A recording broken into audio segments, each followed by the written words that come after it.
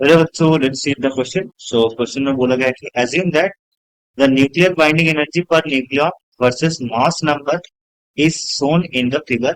ठीक है, तो यहाँ पर nuclear nuclear binding energy per nucleon versus mass number के ग्राफ यहाँ पर गिवन है।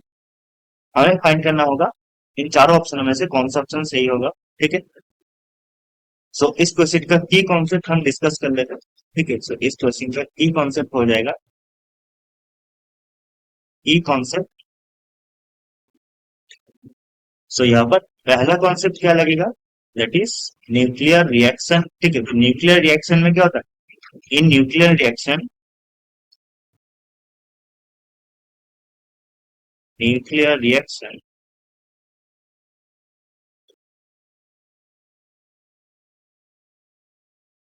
बाइंडिंग एनर्जी जब इंक्रीज होता है तब एनर्जी रिलीज होता है। ठीक है, so you can say that energy is released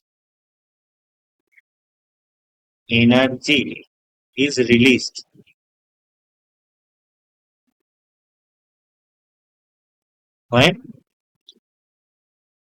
binding energy, that is Be, is increased, when binding energy is increased।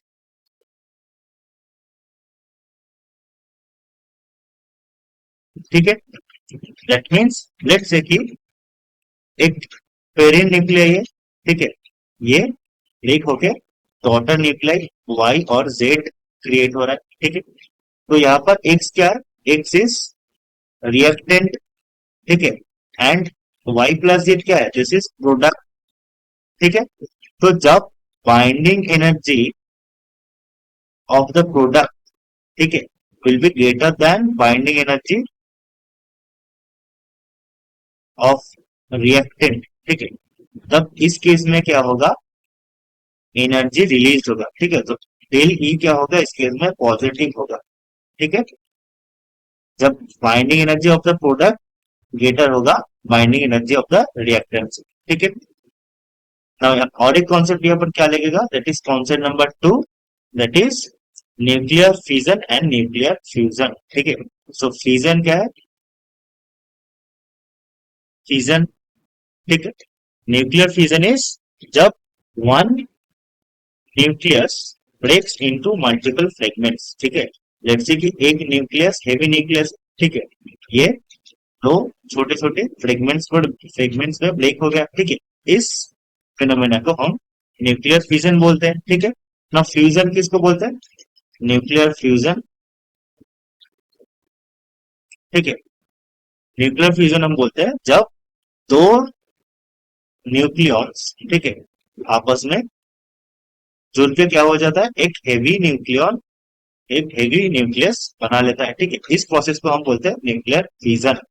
ठीक है, यहाँ पर हमारे पास nuclear nuclear binding energy per nucleon versus mass number का ग्राफ गिवन है। ठीक है, तो इसको हम यहाँ पर और एक बार ड्रॉ कर लेंगे।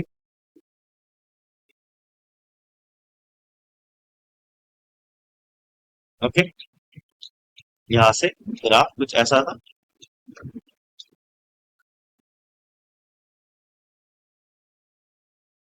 Like this. ठीक है, दिस इज 0 2 4 6 8, यहाँ पर 0 2 4 6 और यहाँ पर 8। ठीक है, this is what binding energy per nucleon, और यहाँ पर था मास नंबर। ठीक है, this is 100 and this is 200। ठीक है, हो गया ना। यहाँ पर ऑप्शन ए में क्या बोल रहे हैं, fusion two nuclei with mass numbers lying in the range of A, that is 1 to 50 will release energy.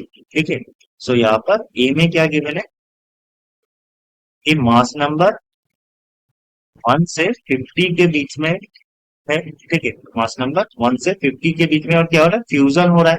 ठीक है, तो यहाँ पर मैक्सिमम क्या हो सकता है, लेट्स से कि two nucleus of mass number 49। ठीक है, क्योंकि ए इज लेस देन 50। ठीक है, तो मैक्सिमम क्या हो सकता है, 49 हो सकता है। ठीक है, लेट्स से कि 49 मास नंबर का दो न्यूक्लियस, ठीक है, फ्यूजन करके क्रिएट क्या हो जाएगा, that is 98. This will be the mass number of the heavier nuclei which will be created, ठीक है। तो क्या होगा, 49 कहां पर लाई कर रहा है, 49 इस रेंज पे लाई कर रहा है, ठीक है। एंड 98 कहां पर लाई कर रहा है, इस रेंज पे ही लाई कर रहा है, ठीक है। We can say that in this case binding energy क्या हो रहा है, is not increasing,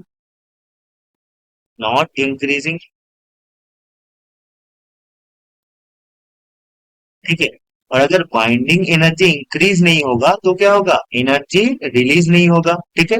so option number A हमारा गलत हो गया, ठीक है, because binding energy in this process is not increasing, so energy release नहीं होगा, ठीक है। नाउ बी में क्या गिवन है, अगर fusion of two nuclear with mass numbers lying in the range 1 से लेकर 100 विल रिलीज एनर्जी, ठीक है। तो यहाँ पर क्या गिवन है कि सेकेंड केस में ऑप्शन बी में ए कहां से कहां तक है, 51 से 100 तक है, ठीक है। तो यहाँ पर हम मान लेते हैं कि मिनिमम केस में कि 52 का 52 मास नंबर का two nucleons do fusion and create ए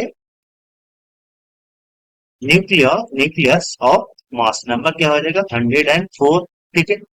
तो इस केस में क्या हो गया कि 52 मास नंबर वाला जो न्यूक्लियस होगा वो कहां पर लाई करेगा, वो इस टू रेंज पे लाई करेगा, ठीक है, जिसका बाइंडिंग एनर्जी पर न्यूक्लियन होगा 2। और 104 कहां पर लाई कर रहा है, यहाँ पर लाई कर रहा है, ठीक है। तो यहाँ पर हम देख सकते हैं कि बाइंडिंग एनर्जी क्या हो रहा है, इंक्रीज हो रहा है, ठीक है। So binding energy in this case क्या होगा, इंक्रीज, बाइंडिंग एनर्जी इंक्रीज होगा, ठीक है। और अगर बाइंडिंग एनर्जी इंक्रीज होगा तो यहां से हम क्या बोल सकते हैं कि energy will be released, energy released, ठीक है। तो यहाँ पर हम बोल सकते हैं कि इन दिस केस, ठीक है, जब ए का वैल्यू, मास नंबर का वैल्यू 51 से 100 के बीच में रहेगा, तब बाइंडिंग एनर्जी इंक्रीज हो रहा है, सो एनर्जी रिलीज होगा, ठीक है। तो यहाँ पर हम और एक और एक एग्जांपल ले सकते हैं, that is for 99 let's say, ठीक है। सो 99 मैक्सिमम यही हो सकता है, ठीक है, 99 का मास नंबर का दो न्यूक्लियस जब फ्यूजन करेगा, ठीक है, तो क्या होगा, 198 मास नंबर का एक न्यूक्लियस बनाएगा, ठीक है। अब 99 कहां पर लाई कर रहा है, 99 इस यहाँ पर लाई कर रहा है, 198 कहां पर लाई कर रहा है, यहाँ पर लाई कर रहा है, ठीक है। तो इस मैक्सिमम केस में भी हमारा बाइंडिंग एनर्जी इंक्रीज कर रहा है, ठीक है। तो यहाँ पर भी हमारा बाइंडिंग एनर्जी इंक्रीज कर रहा है, ठीक है। So you can say that in this range 51 से 100 के रेंज में क्या होगा, बाइंडिंग एनर्जी इंक्रीज करेगा, ठीक है। So energy will be release, so option number B हमारा सही हो गया, ठीक है, B is our correct answer. Now C में क्या बोल रहा है कि fission of a nucleus lying in the mass range of 100 से 200 will release energy when broken into two equal parts, ठीक है, इक्वल फ्रेगमेंट्स। सो सी में क्या बोल रहा है, सी ए का वैल्यू कहां से कहां तक है, ए का वैल्यू है 100 से 200, 100 से 200, ठीक। तो यहाँ पर भी एक एग्जांपल लेते हैं, ठीक है, दैट इज यहाँ पर फ्यूजन फिजन हो रहा है एंड इक्वल पार्ट्स में ब्रेक हो रहा है, ठीक है।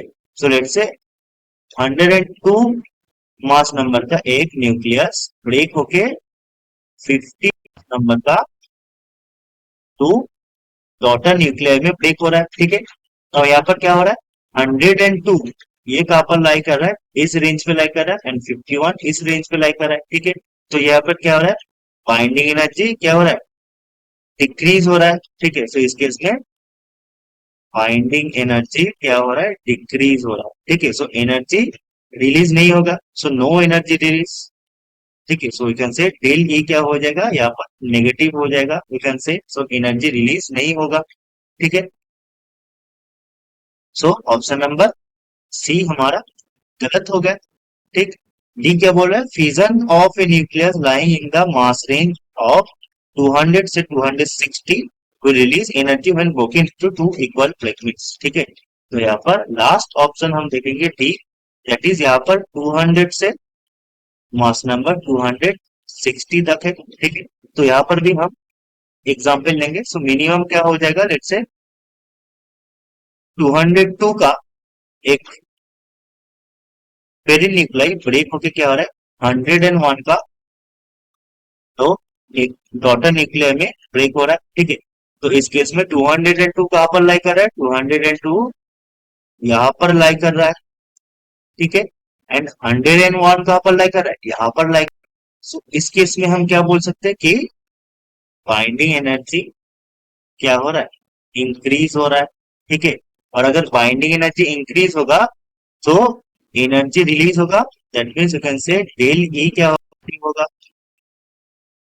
ठीक है, सो यहाँ पर हमारा ये ऑप्शन सही हो जाएगा। तो यहाँ पर और एक हम एग्जांपल लेकर देख सकते हैं, that is for let's say 258 let's say. ठीक है, सो अगर 258 मास नंबर का एक पेरिल न्यूक्लियर ब्रेक होगा तो क्या होगा 129 का दो डॉटर न्यूक्लियर, 129 मास नंबर का तो डॉटर न्यूक्लियर क्रिएट होगा।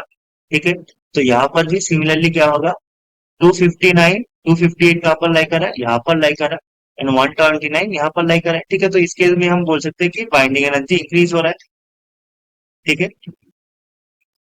बाइंडिंग एनर्जी इंक्रीज हो रहा है। So it is confirm that अगर ए का वैल्यू 200 से 260 में रहेगा तो इस केस में फिजर के केस में क्या होगा, एनर्जी रिलीज होगा। ठीक है, सो ऑप्शन नंबर डी हमारा सही हो गया। ठीक, so option number B and option number D is the correct option in this question. Okay, hope you understand it. Best of